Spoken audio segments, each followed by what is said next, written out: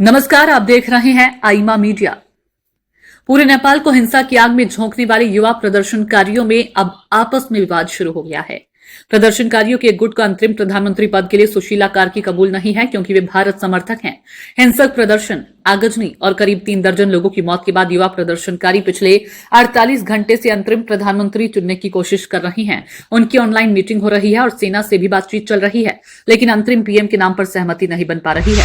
गुरुवार को इसे लेकर युवा प्रदर्शनकारी 2 गुट में बंट गए। इसके बाद सेना मुख्यालय के बाहर दोनों गुटों में हाथापाई भी हुई। इसमें कई युवक घायल हो गए। प्रदर्शनकारियों के एक गुट ने अंतरिम पीएम के लिए सुशीला कार्की के नाम को खारिज कर दिया है।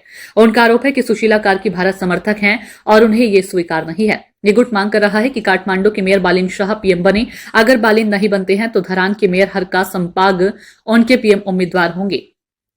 गौरतलब है कि कम्युनिस्ट पार्टी के नेता और पिछले प्रधानमंत्री केपी शर्मा ओली भी भारत विरोधी थे। बहरहाल अंतरिम पीएम के नाम को लेकर सेना मुख्यालय में 2 दिन से प्रदर्शनकारी गुटों के साथ बातचीत चल रही है। उनके बीच इस बात पर असहमति है कि बातचीत कहां होनी चाहिए। एक गुट सेना मुख्यालय की जगह राष्ट्रपति भवन में करने की मांग कर रहा है। इस बीच नेपाल में तख्ता पलट के 2 दिन बाद गुरुवार को युवा प्रदर्शनकारियों के नेता सामने आए। 2 नेताओं ने कहा कि युवाओं ने विरोध प्रदर्शन बुजुर्ग नेताओं से तंग आकर किया है। उनका मकसद संविधान नहीं, संसद भंग करना है। गौरतलब है कि अंतरिम पीएम के नाम को लेकर बुधवार शाम तक पूर्व चीफ जस्टिस सुशीला कार्की के नाम पर सहमति बनने की खबर आई थी, लेकिन गुरुवार दोपहर तक लाइटमैन कहे जाने वाले कुलमान घीसिंग का नाम सामने आ गया है।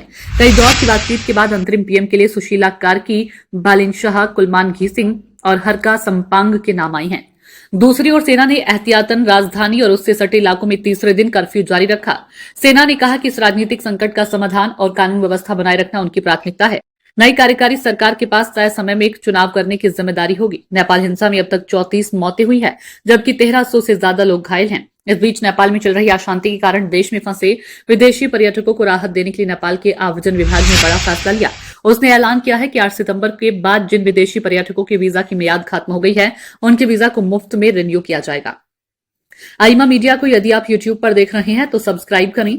यदि फेसबुक या सोशल मीडिया पर देख रहे हैं तो फॉलो करें। हमें अपनी राय कमेंट बॉक्स में अवश्य दें।